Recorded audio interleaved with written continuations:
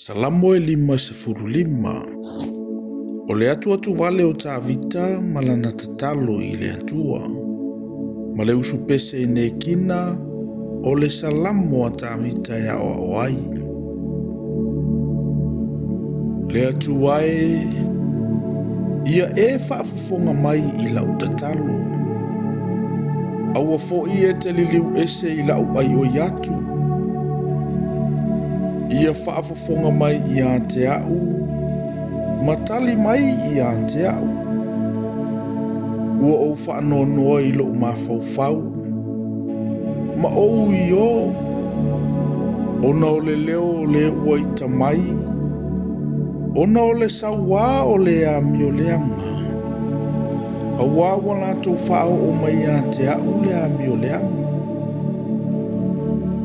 O le ita lava wala tau whasa wā mai ai i a te au. Ua sapo tu vale lo lava loto i to tonu i a te au. Ua o mai fo i a te au le matau i le oti. Ua o mai lava i a te au le matau ma le ngatete. Ua matua whaanga tete ina au. Ona o whaapea lea. Tafia maua apa au e pei o le lupe. O te lele ese ai lava. I le ou no fo mawai. Whauta. O te sola mamau atu lava. I le ou no fo ai i le vau. O te whaata alise o na sola o au.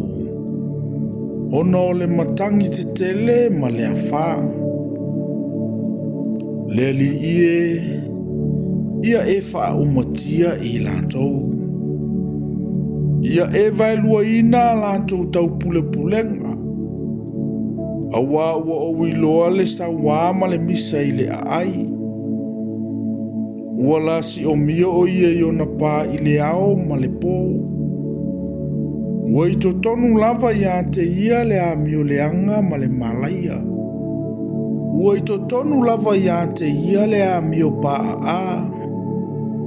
E le alu ese lava i lona malae le sawa ma le a mio pipelo. Awa e le o se fai au mona fili na upu le angaina au. Ana se ita mai o ua o ono ai. E le o le ita mai i a te au na whaasausili mai i a te au. Ana se ita mai po ua o lafi i a te ia. A o e lava o le tangata ta te tutusa mau. O la o lava. O le ua ta masani. Sa fe wha amali a i lava ta tautalanga.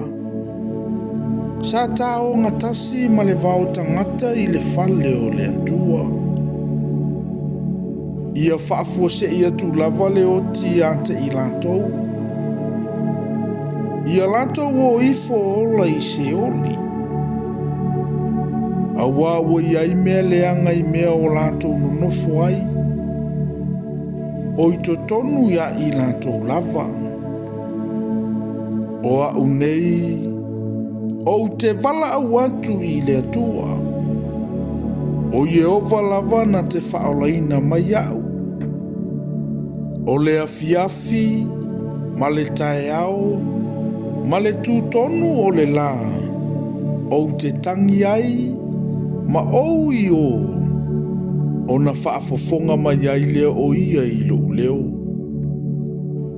Na ia lave ai mai i ante au. Ia ofile mua i le taua sa i ante au.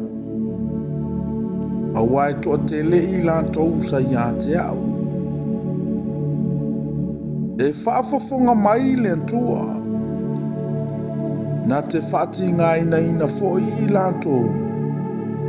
O ia lava lea o lo tie talu mai le vavau lava. Awa lantou te le au liliu lava. Ma ua lantou le mātatau i le atua. Ua ia whao o atua na lima ie ua nofo le lei mai ia. ua tuu mawhaenga ai o ia. O lona ngutu ua se sua susu ua toa e mole mole. A o ilona loto le taua. E silile malulua ana upu i le sua uu. A o pelu ua se ia lava ia. Ia etu ina atu ia Yehova o mea e te popole vale ai. O ia lavana te tausia oe.